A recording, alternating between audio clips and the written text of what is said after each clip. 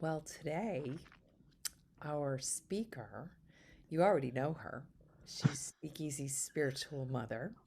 She's the spiritual vixen.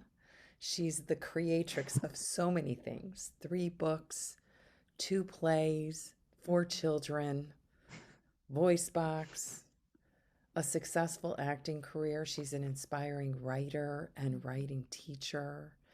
Uh, just countless other creative endeavors. And mostly, she's an eternal optimist, sharing a message of love and helping us all see our limitless nature and our spiritual authority in every situation. She will be damned if she won't be blessed by pretty much any situation. So please welcome our very own Reverend Mother, Maureen Muldoon. Ah, I love playing church with you, Gordon. That's awesome. God bless you. Uh, Wonderful. Oh, it's so exciting to be here on the new year with the new themes and all the new ideas and the keeper lit and all the rest of it. It just feels like, whew, it just feels so good. So, yeah, I had planned to come here today, this Sunday, and talk about accountability. So if you read the theme for today, it was all about accountability and being accountable for our dreams and being accountable for our forgiveness. And it was all inspired by that amazing talk that Regina Vertico gave last week, which was How About It? It was so great. It's available on YouTube right now if you missed it. But it was about this question of how do we forgive and keep people accountable? So on my way to that talk, something happened to my plans, as is known to do, and that is that they changed. And with God, we are always on a need to know basis.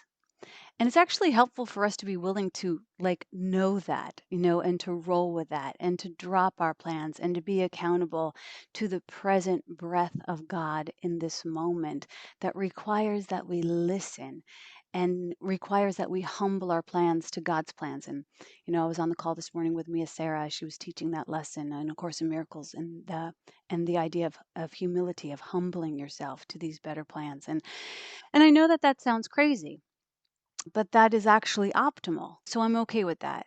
And so I was sitting at my desk yesterday and I found this card on my desk, and my desk is currently sort of a bit of a mess because I've been traveling and a lot of things got piled up in my absence, and I see this like crinkled old card on my desk, and I have this idea that this card is going to be like something important, because I know it's one of those cards that has like a word or a phrase on the other side of it because it's from a board game.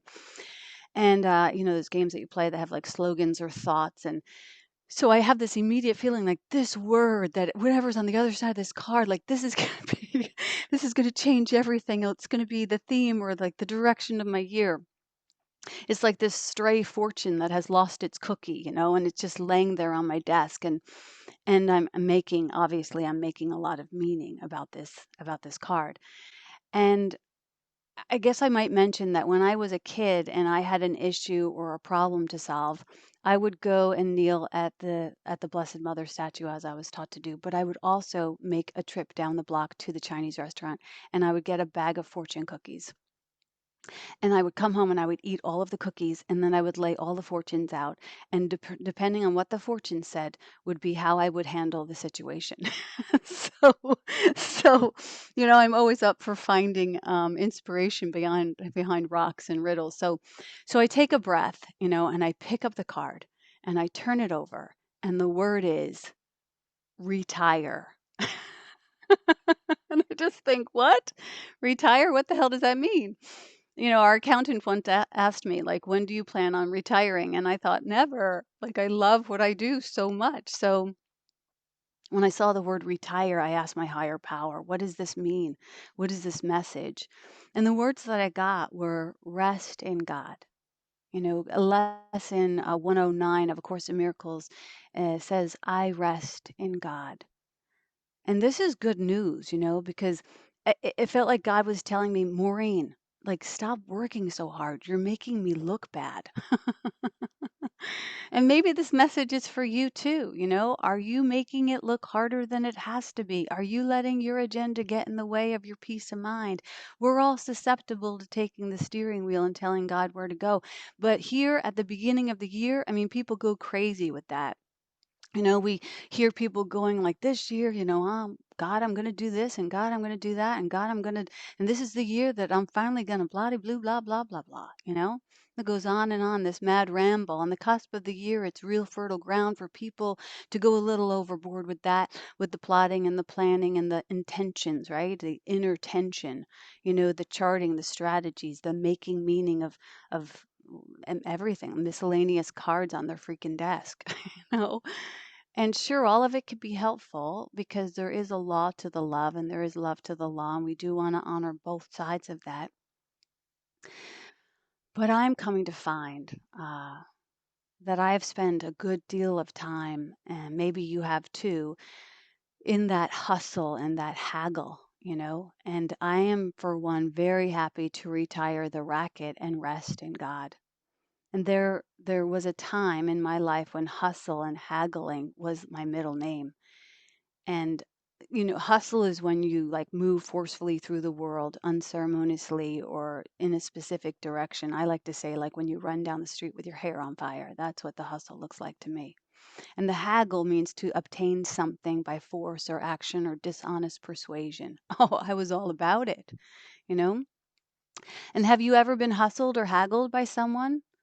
It sucks, right? I mean, it sucks to be on either side of that fence. It's like, when you're being hustled by someone, when you're hustling someone, and it's this very low vibe tribe. So, I mean, think about it. You might be thinking, like, I don't really do that, but like, think of the time or the most recent time when you attempted to get something from someone, when you attempted to get something your way. And it comes from this unconscious or this level of consciousness that doesn't actually believe that its good is at hand. That it has to go around the angles. I had angles on my angles. It comes from this consciousness that says that ease is not actually a thing. But I want to remind us today that it is a thing, and that our good is at hand, that we are worthy of ease, and hear it speak easy, that it's actually our last name. Easy, easy does it. Now, someone in the back might be thinking, no, no, no, no, no, no. Like, I got to work, I got to hustle. You don't get it. And I hear this, I'm a single mom, or I got a car payment, or I got a college loan, or I. And I agree with you. If you tell me, that you have to hustle, I agree with you that that is true only because it's based on the law that it's done unto you as you believe. And so it's our beliefs that determine our experience. And if I believe in a God that wants me to hustle, I believe in a hostile God, you know? And how could I ever rest in the arms of a hostile God who expects me to haggle? It's hard to rest in a hostile God. It's hard to rest in that God because that God is inept. So we get to court a God of peace, to rest in a God of peace. We can go the hard way, but we can also go the easy way. And like Bill and Helen, who were the scribes of A Course in Miracles, who went the hard way, they had this love-hate relationship until they came to believe, as many of us who crossed through the threshold of 12-step, they came to believe that there's another way, and that this other way is love, and that love is available. And to love is not just to love in a specificity, but to love all things equally and eternally, to have no special relationships, to see all things as Christ sees them. That might be the harder part. But it does sound good, even though we don't always do that. We, like crazy people, we come to the end of the year and we begin to like make special, relationships with things. This year is going to be different. This day is going to be different. And we forget that we made up all of these conditions. We made up the calendar. We made up the concept of marriage. We made up the concept of gender. We made up the concept of money. And we begin to like play in the field of forgetting that we made these things up, and then we use these concepts to harm ourselves. So if we made it up, We get to work with it in peace. I'm not suggesting that we, just go around the world mindlessly. I mean, if we're going to be in the world, we have to attempt to play by the rules of the world, like the clock and the calendar and the commitment to marriage, if that's what you're about. But for the love of God, we don't have to take it seriously. We don't have to take it seriously. We don't have to use it to harm ourselves. And all separation happens when the Son of God remembers not to laugh. Can you believe that? This is the day the Lord has made for us to rejoice and be glad, because our good is at hand. This could be easy. Chapter 15 in Course in Miracles talks to us about New Year's. It says, so begin the year. It says, begin the year in joy and freedom, not plotting and planning. It says the easy way is to listen to the plan of God. And we here at Speakeasy, the board, we take that. We take that accountability. We do a visioning process that was given to us by Reverend Beckwith from Agape. We don't tell God what we want. We ask God, what's God's vision for us? The Course in Miracles goes on to say, accept this holy instant as this year is born and take your place so long left unfulfilled in the great awakening. And what does that mean? It means accept this holy instant and wake up. Wake up. Wake up. It's an invitation that you've been putting off by busying yourself with your own silly plans and projections and projects to protect yourself from everything. But we want to make this year different by making everything the same and let all your relationships be made holy for you. Make this year different by making everything the same. So this past Friday, we began the lessons, the workbook lessons, again with a couple of the groups on Miracles Live 365. And lesson 1 says, I've given everything all the meaning that it has for me. And so the idea and the ideal is that we walk the world like the sun, S-O-N and S-U-N. I mentioned this on the calls. And that means to allow light, love to stream through us without conditions or conflict. So the sun, it shines on all things equally. The blueberry bush, the poison ivy, it doesn't play favorites. It doesn't see things as different. We're asked to see the enemy as our son.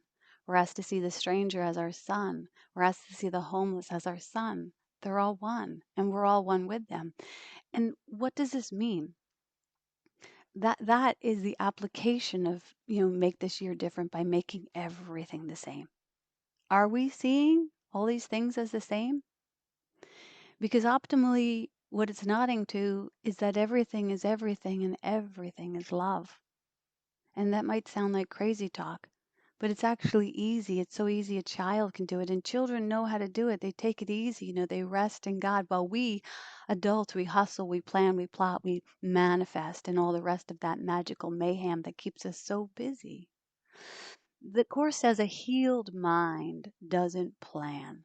It carries out the plan that it receives through listening to wisdom that is not its own. That's just like the visioning. We listen, God wants us to retire so that it can work through us. But do we trust that? Being hyper focused on a desired outcome will lead us surely to an alternative altar. You've already had the game of like trying to manifest the guy, the shoes, the parking space. Like we can all do that. But that actually nods to an inept God. If I'm making plans, it's because I don't trust God can handle it. And if this is your truth, I beg you, get a bigger God. Get a God that knows you, that holds you, that has you, that delights in you, that is the light that dwells within you. Get a God that's bigger than your problems, bigger than COVID, than cancer, than stagnations, than lacks, than limitations. That's bigger than all of that. Like prove God right this year. When we hear that our good is at hand, like do we stand in that agreement? That my good is at hand, that I have been given 1,000 reasons to gladden myself. That look how far that we have come. That look how blessed we are. That look like lift your dazing glaze from the thorns on the bushes to the rose gardens. Like, have you checked out the rose gardens? They're amazing.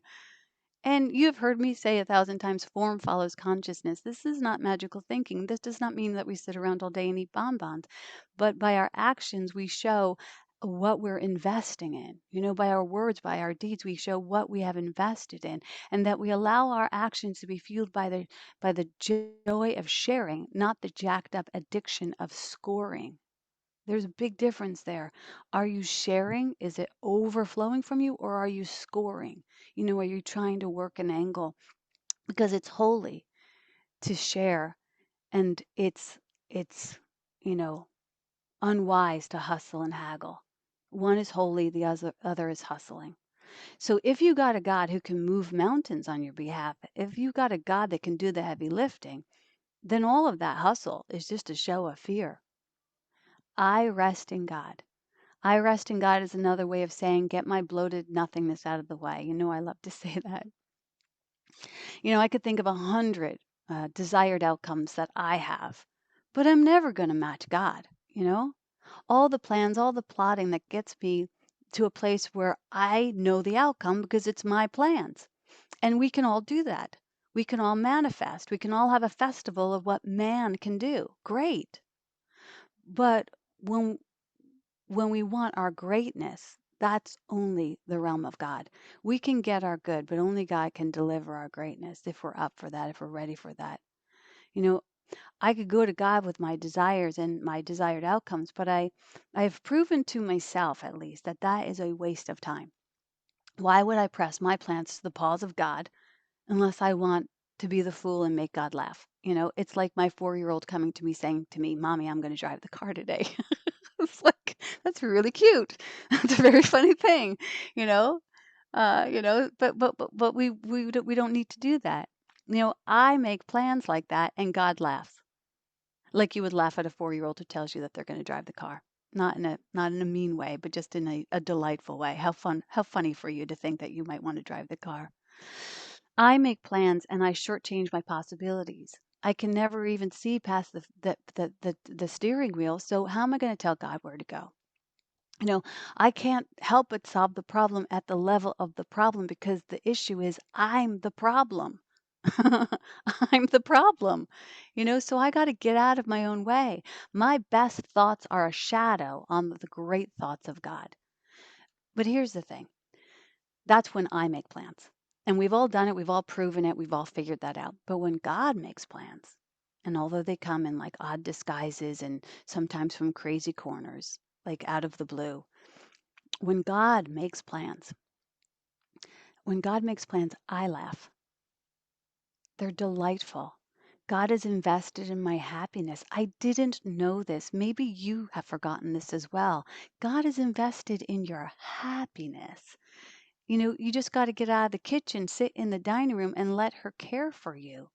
And it's not easy for resourceful Jersey girls like me or you who hate to admit that I need help, but you know what? We do. And as delicious as fortune cookies are, they are not always the best counsel, especially when I have a loving God as a viable compass in my pocket. So I, I, I for all of the great things that have come into my life, I cannot say I planned them. When Beth was rolling out that Rolodex of things, I was like, oh, yeah, that's pretty cool. I, the spiritual community, the books, most of those, the babies for sure, they just flew through me. I was sloppy and fertile. That's all I can claim. I'm willing to maybe get out of the way sometimes.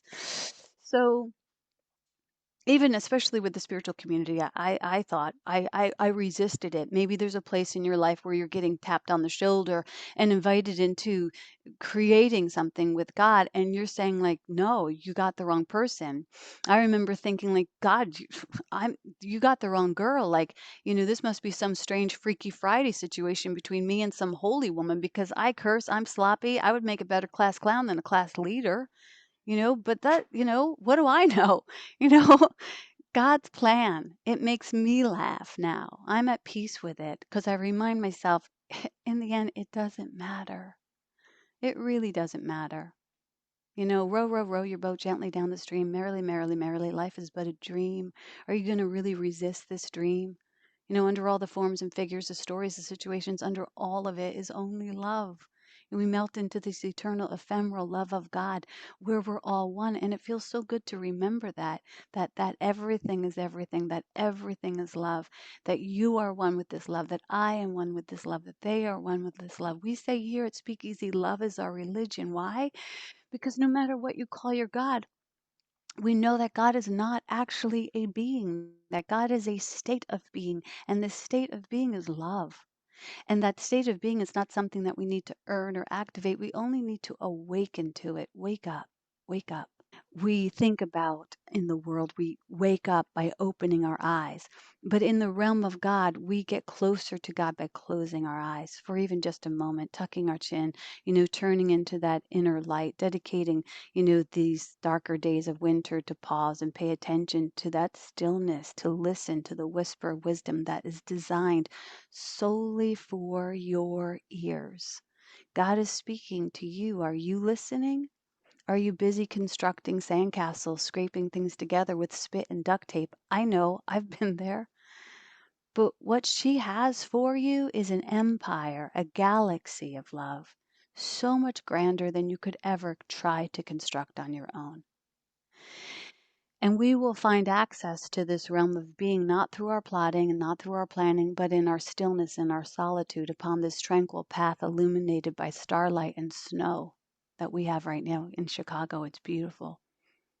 And all you need do is to melt, to just melt into it.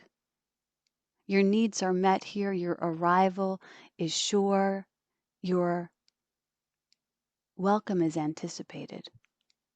Now is the hour to sincerely begin that holy pilgrimage that your heart has been hinting at for a while now.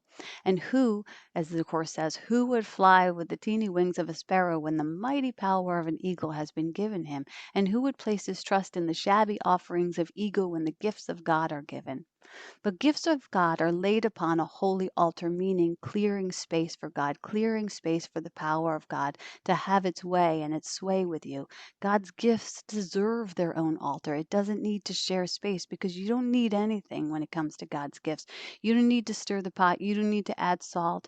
God's gifts are true and good and complete unto themselves. All we need to do is to trust it. And you might say, look, I want to trust it. I really do. I just don't know how. You know, I may have been busted or broken and trying to do it on my own, and I'm not really completely convinced or sure that God is going to do the heavy lifting. Maybe that's for other people, and I get it. As I said, I've been a resourceful Jersey girl, a dead mom, raised to think that I had to make things happen and live off the wisdom of fortune cookies. Like that's as good as it got on my own. We all have our stories. But, even the stories and all of the stories, that's also what needs to be cleared. My dead mom, your dead mom, my divorce, your divorce, my violations. You can let those things define you if you like, but you can no longer let those things deny you your entrance, your rite of passage. So clear the altar, clear the mind, clear the space, surrender, trust, come without your plans, come naked, give up control, or even the thought that you had control because you never did. You're a child of God. Sit in the back seat. Let her lead. Let her love you. And we will be amazed as what a fine and generous and competent dancing partner God is. And as you dance, and, and as you dance, you will see things perhaps fall away. As you begin to dance with God, you will see things perhaps, because the deal is there's no excess in God. God is so freaking lean, things, ideas, hopes, dreams. If they fall, if they fail, if they fade, like let them die. God has a better plan for you. Just trust that. I promise. I promise. Where you thought you would find pain and loss and grief, you will find miracles and happy lightheartedness and joyful anticipations. And where you thought something was being asked of you, you will find gifts, but not ones that you knew to ask for and not ones you would ever even think to value. And when you reach this happy vantage point, you will find a greater value in moving at the pace of peace and stillness. And in that stillness, you'll get to recognize all the synchronicities and all the serendipities that have brought you to this moment and continue to bring you forward, carrying you on the very breath of God, and all the ways that your good is shared not just with you, but for everyone. And the view of this vantage point is literally staggering, to the point where all of our plans fade anyhow. And we think, how could I even have imagined that I knew my own good? And to maintain this vision, to maintain this state of nirvana, we just have to allow God to lead our life, to lay down our plans, to listen, to let God lead the dance. So I want to invite you into taking in one of my favorite stories. So if you'd like, you can close your eyes for just a moment. It's a short story. It's about a scrap of old newspaper. I usually tell this one at New Year's, and I had forgotten about it, so I'm glad that I let go of my own plans. So, have you ever seen an old scrap of newspaper floating in the wind? Have you ever seen that? It's this like amazing show, and it happens usually when you least expect it. It's hard to value something so spontaneous because it's just this scrap of old newspaper twisting and turning and twirling in the wind. But in that moment, you might have thought to yourself, wow, I wonder if anyone else sees the beauty of this moment.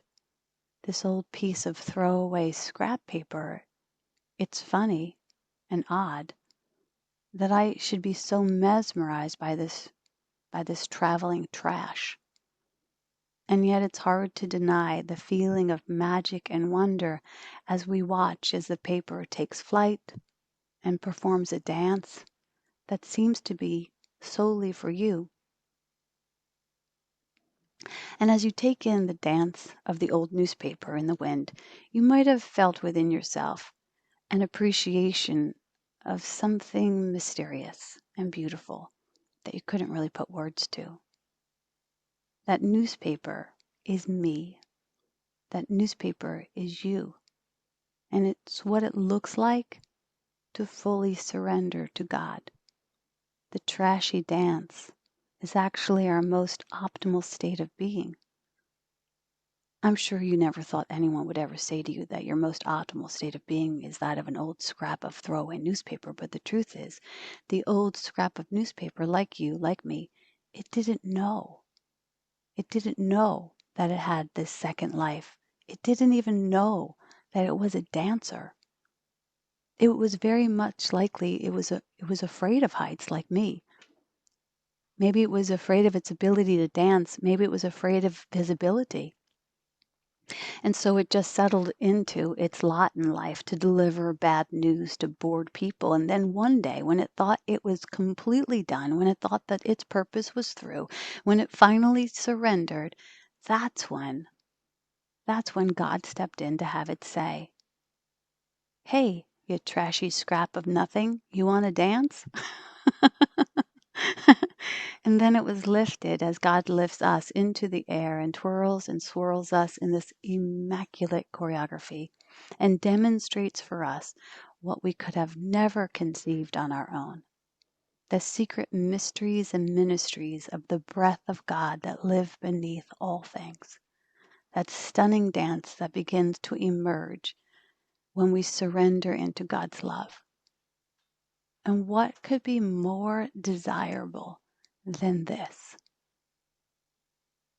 And that's the word. Truly beautiful. Resting in God. Please help us rest more in God, Lou Martin, with your amazing music.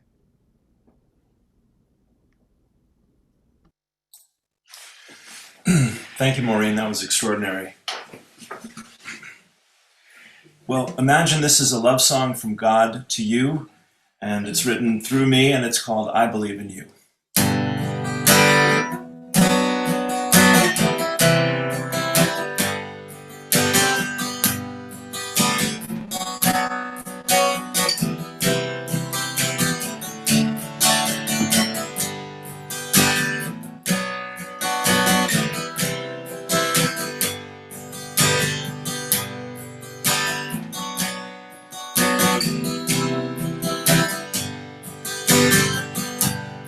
Don't let anyone ever tell you no, that your dream can't come true. You will reap every seed you sow. I believe in you. Don't let anyone ever break your heart,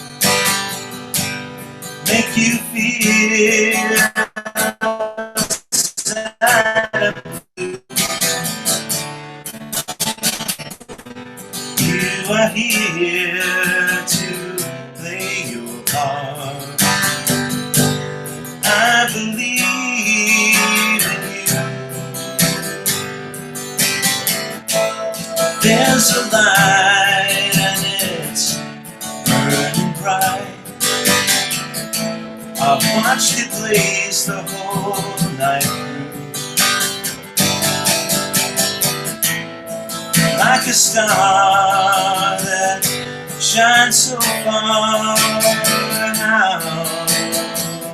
I believe in you. Don't let anyone ever shake your faith.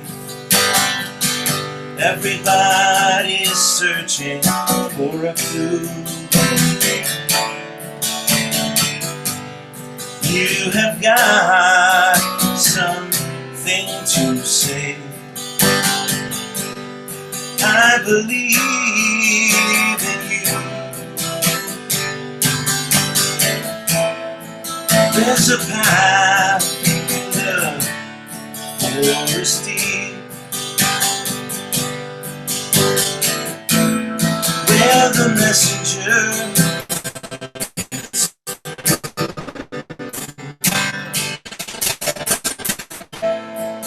every gift you give is all I keep.